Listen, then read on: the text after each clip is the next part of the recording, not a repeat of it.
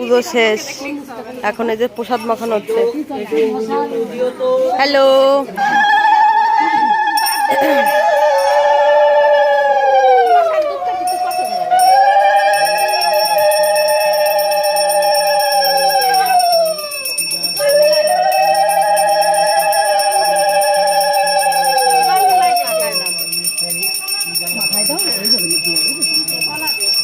অঞ্জনা দি তাকাও।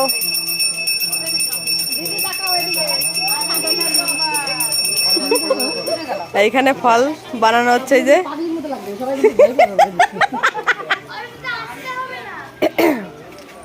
আরে সবাই জানে বাড়ির পুজো করলে একটু পাগল পাগল লাগে।